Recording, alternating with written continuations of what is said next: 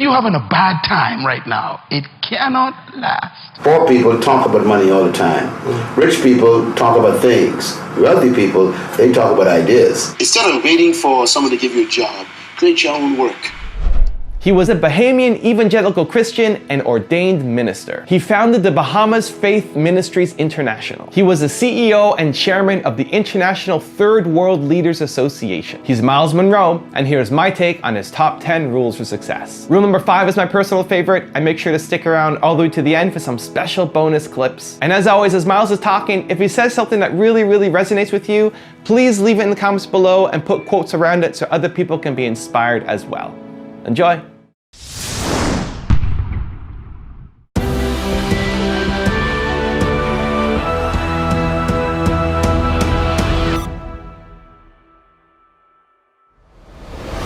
Change is inevitable. Change is also the principle of life. That means everything that is alive will change. And even things that are not alive will change. You know, a lady came to me, she says, I came to the Bahamas for the last 10 years and I missed 4 years. And I came here this past month and everything is different. The airport is new, she said. What happened to the old airport, she says. In other words, even the things not alive are changing. The way the river runs down the mountain is wearing away the mountain. You go back to that mountain 10 years later and the river is wider. Change is in creation. It's part of life. So here is the question then. Ecclesiastes chapter 3. It says, to everything there is a season, and to every purpose under heaven there is a time for it. To everything there's a season. How many things have a season? Everything. This is one of the best news I ever got in my life. When I understood this, I was a teenager, and it changed my life. When I understood that everything is a season, let me tell you why. If you're having a bad time right now, it cannot last. If you cannot find a job right now, that is only a season. If your business is going in the wrong direction, it's a seasonal slide. If nobody wants to marry you, that's only a season. There's going to come a season when everybody want to marry you. You got choices. If you have no money right now, the good news is I am seasonally broke. Tell your neighbor, it's only for a time. That's the good news. And that's why we are always reminded, never make a permanent decision in a temporary problem. Success is not something you pursue. Success is a matter of becoming a person of value. Sure. We should not be pursuing money. We should pursue purpose. We should pursue vision for ourselves and for our countries, for our communities. We should be not pursuing things. We need to pursue ideas. That's right. I always say that there are 3 types of people in the world. There's poor people, there's rich people, and there's wealthy people. Poor people talk about money all the time. Rich people talk about things. Wealthy people, they talk about ideas. Rich people, poor people, and wealthy people think differently.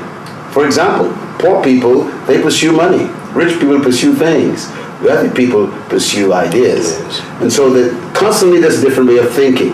I hope that the third world countries and the young people of our nations will become ideas people. You know, ideas control the world, not money. And ideas attract money. So I think if we minimize this desire to get money and elevate the creativity of new ideas, we'll find that financial results will naturally flow to it. Bill Gates didn't pursue money. He pursued an idea. Stephen Jobs, the late Stephen Jobs, who invented the Apple computer and the iPhone, he never went after money. He developed an idea. And I think if you think of all the wealthy people in the world, it was ideas that made them wealthy, not money. That's right. So I think we need to switch it, reverse it. Don't pursue money. and then try to get an idea. Get an idea and money to pursue the idea, and you become a byproduct as far as wealth. I tell our young people, I say to you right now, stop looking for employment. Why don't you position yourself differently and look for deployment? To be employed means that somebody else is benefiting from your energy. To deploy yourself means that you are using your own energy to be productive. So instead of waiting for someone to give you a job, create your own work. That's why I tell people there's a difference between your work and your job. Your job is what they train you to do. Your work is what you were born to do. Your job is your skill, which they can fire you from that any time. But your work is your gift. No one can take that from you. Your job is where you get compensation for activity. Your work is where you get fulfillment because you love it so much. Your job you can retire from. Your work, you can never retire from your work because your work is you. So when a person discovers their work, they no longer need a job because their work makes them productive. So there are young people in this country who are full of talents, full of gifts. And I want to say this too. Every problem in life is a business. All businesses are simply someone solving a problem. So the more problems that are in Kenya, the more businesses available for young people to begin. And this is what I think we are lacking. We are trained to get a job. We're not trained to start a business. We are trained to let other people employ us, not trained to deploy ourselves. Do we sit down and let change just happen to us? Or are we just watching change happening around us? Or are we aware that change is happening within us? Or are we going to be those proactive people who make sure that we affect what happens to us? Change also produces 4 types of people. They are in this room. First of all, there are people who watch things happen. Now, let me say something about change. This is important here. Not all change is improvement. You used to weigh 128.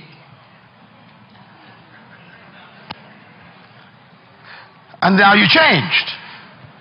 And for some of you, that's not an improvement. You lost your wardrobe. You lost your ability to climb up steps fast. You even lost the quality of health that you had. Change doesn't mean improvement all the time. But the problem is, without change, there can be no improvement. So you have to decide what to do with change. Change will happen. And if you are not careful, it could be destructive. So you have to determine what kind of change do I want in my life. And I want you as a young person, as a mother and a father, as a business person, to think about your company even, or your family, or your educational pursuit. What kind of classes do you want to take in college this year? What kind of grades do you want? What kind of relationships you want to have in your life? Who do you want to drop and who do you want to pick up in your relationships? What kind of people do you want to associate with? Where do you want to travel that you've never been? What are the books you need to read you never read before? The changes come with choices. So what kind of person are you? We should not try to get everything now. I went to college. I spent 8 years in universities. I have 3 bachelor's degrees, a master's degree, 5 doctorate degrees bestowed upon me by many different universities. And many of my friends that went to school with me in high school, they went straight to jobs. I went to college. They started making money early. I delayed my money making for 5 years. And now, what they make in a year, I probably make in an hour. So, we need to be more focused on developing ourselves rather than trying to grab money now. Focus on self-improvement, self-expansion, rather than trying to get your pocket to expand. Because the more valuable you make yourself, the more value you attract. You're not paid for how hard you work. You're paid for what you are worth to the organization. That's right. And the more intellectual development you have, the more spiritual development you have, the more psychological development you have, emotional stability, you become more valuable to the world. And let me say this finally. If you become valuable to the world will pay you to be yourself.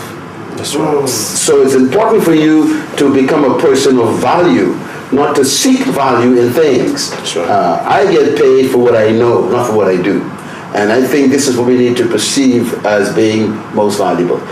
Do you know what they actually call intellect? They call it capital. You know, intellectual capital is really a commodity.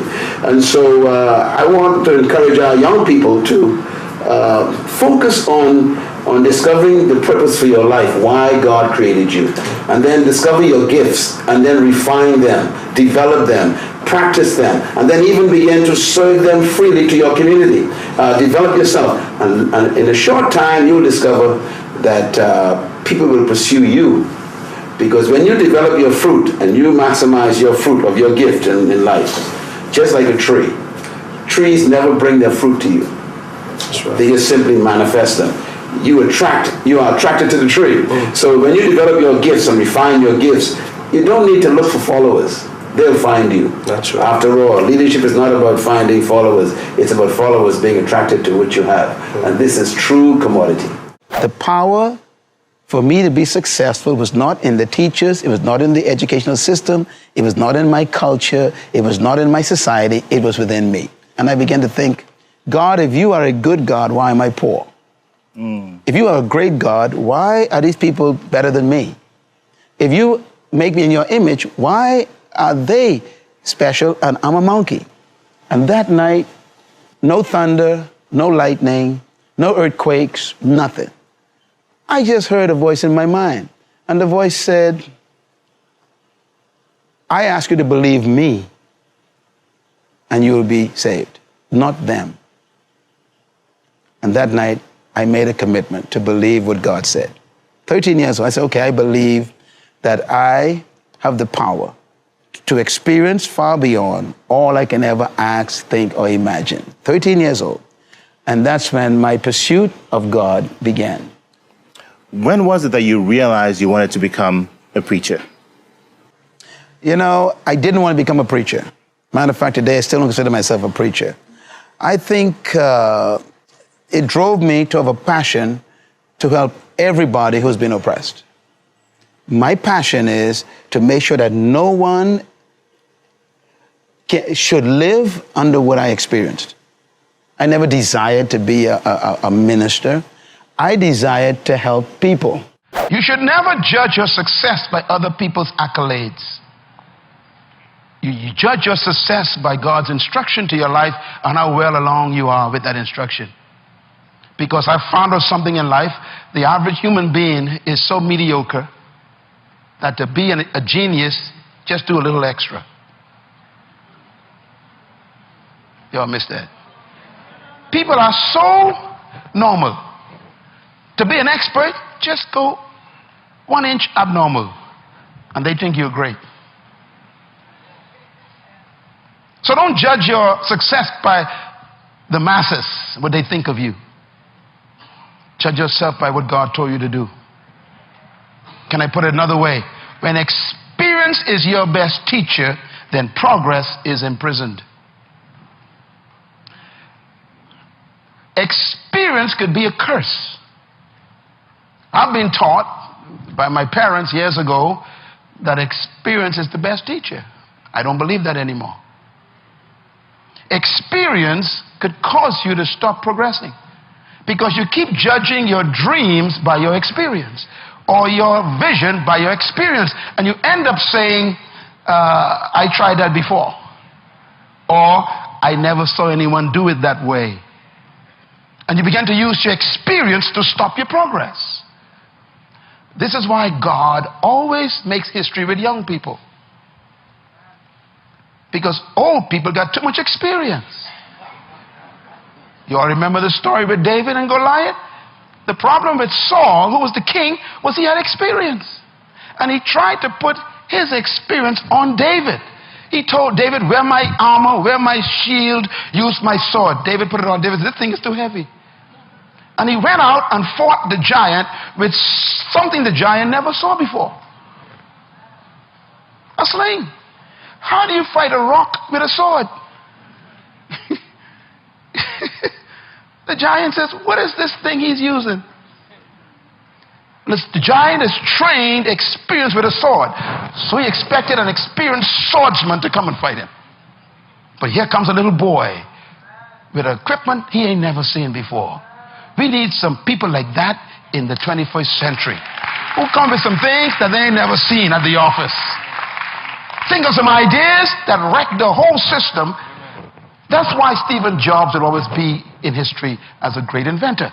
He keeps defying his own experience. I was reading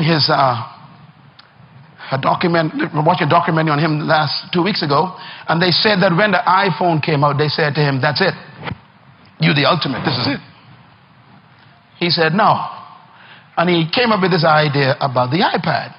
And he said, the people in the company said, it will never work. Why? It's an abnormal size.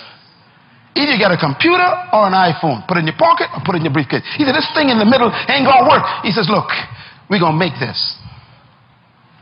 Now the iPad is the most common machinery people use in the world. Sometimes you gotta defy your own board to take progress. Experience, consult your experience, but never let it rule you. Shakespeare says, sweet are the uses of adversity. Ooh, I like that. Sweet are the uses of adversity. He says, you must learn to use adversity for your benefit. One of the wealthiest men in the United States, I just finished reading his book again, his new edition. It's called Cheaters Never Win. He's a multi-billionaire. He probably has products in this room today or in this building somewhere. He is the largest manufacturer of plastic, paper, cups, and paper plates, and forks in the world. The company is called the Huntsman Enterprise. Multi-billionaire. Here's what he says in this book I just finished reading. He says, if there is a silver lining to bad times, it is this. When facing severe challenges, your mind is normally at its sharpest. No wonder why he's a billionaire. When facing challenges, he says, your mind kicks in and thinks beyond the norm. He also says another statement I thought was interesting. He said, humans seldom have created anything of lasting value unless they were tried or hurting. Benefits from crisis. This is when you are supposed to become a greater leader, a better leader, because your skills must be tested. I put it another way. Abraham Lincoln was an amazing guy. He became the greatest president in the midst of trials. Today, I still am convinced he is the greatest president of the United States in history, because he used adversity to create a federation that lasted 300 years and still were working. But it came out of the fires of crisis. My definition of leadership is very simple yet complicated. I believe that leadership is the capacity to influence others through inspiration, not manipulation. And that inspiration comes from a passion which is motivated by a sense of vision and a sense of purpose. So leadership is first personal, then it's corporate. Leadership is not something you pursue, it's something you discover. Leaders are born when a human discovers something more important than their personal ambition. Leadership is... You don't pursue it? Leadership you discover? No, true leaders do not seek followers. Leaders actually are pursuing a passion toward a purpose that gives them a sense of destiny. Yeah. For example, one of the greatest leaders of example that I use is Nelson Mandela, one of your great presidents. He never sought followers. Think about it. He discovered a purpose that was more important than his private preservation, his private ambition. He pursued that purpose privately. It attracted people. So leaders don't seek followers. Followers are attracted to leaders. Leaders are more concerned about discovering a purpose to improve the life of humanity that's more important than their personal ambition. So they sacrifice themselves to accomplish something for the greater good. Yeah. We find that very rare lately. Most people we call leaders are simply professional manipulators, and they actually are more concerned with their own promotion than promoting the people. As you look back over your life, if there's just one thing that you could do differently, what would it be? That's always a tough question. I get that question asked a lot. I'm not sure, because everything that happened in my life produced me. Even the negatives, even the things that I might have failed in, the things I've made mistakes with, they were fantastic classrooms for me. And I believe the best thing in life to do is not to regret and try to change what happened, but to interpret it properly, maximize it, and use it to serve other people. And that's what I want to do with my past. Thank you guys so much for watching. I made this video because Abel Solomon asked me to. So if there's a famous entrepreneur that you want me to profile next, leave it down in the comments below and I'll see what I can do. I'd also love to know, what did you hear today that inspired you the most? What was the biggest lesson that you learned after watching this video? I'd love to hear from you. Please leave it in the comments and I'm gonna join in the discussion. I also wanna give a quick shout out to Max Young. Max, thank you so much for picking up a copy of my book. It really, really, really means a lot to me. So thank you guys again for watching. I believe in you. I hope you continue to believe in yourself and whatever your one word is. Much love. I'll see you soon.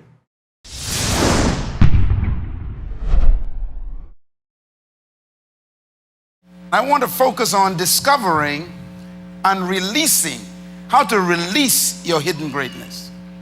Every human being in this room and those watching by the internet, you have inside of you, I have no doubt about it, greatness.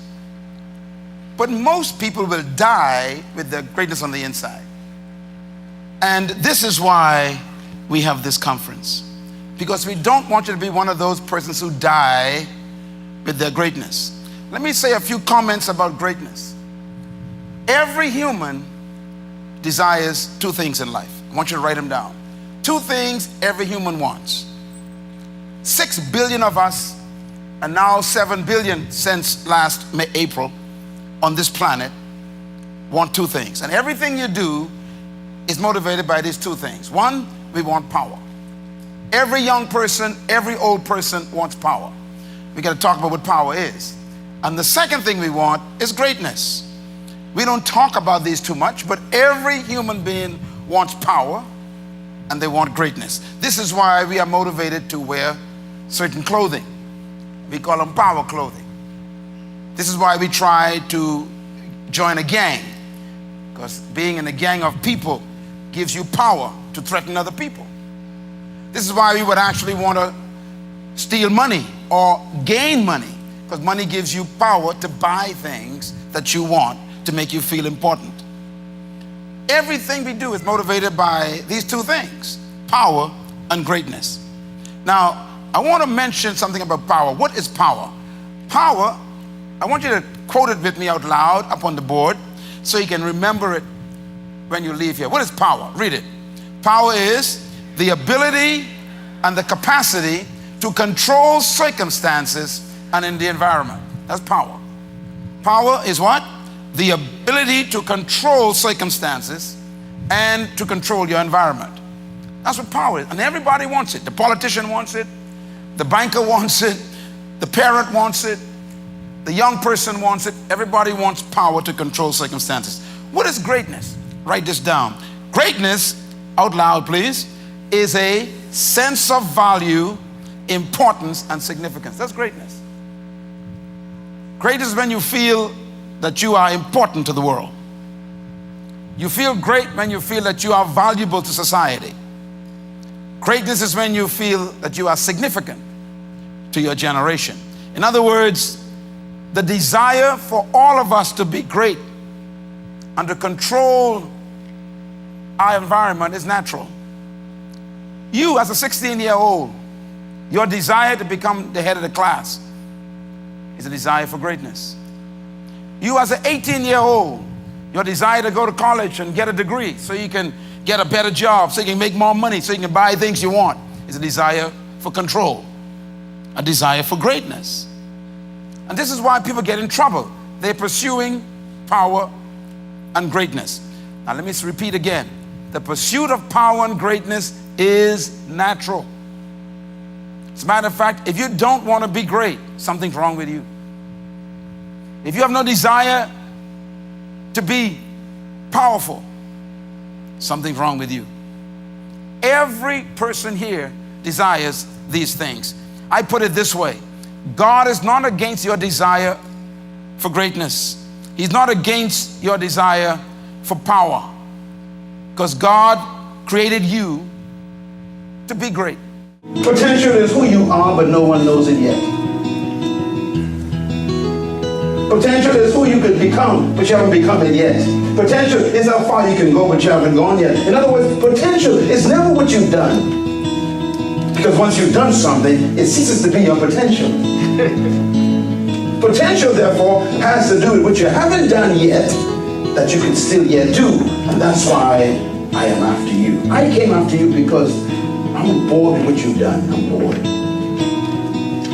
You got a PhD, so what? It's over. What's left? That's right. Potential, therefore, is not about what you've achieved. It's what you haven't achieved yet that you could achieve. And this is why I say this, that the enemy of your potential, write it down, is your last success. The greatest enemy of your potential is your success. Because when you become successful at something, it tempts you to stop. This is why I am always nervous about people's accolades concerning me. I don't trust too many awards people give me. I have so many degrees bestowed upon me, and I hide them away because I don't even want to see them. They may stop me from moving. Nothing is more dangerous than counting on your success. And so you possess the potential and is hidden.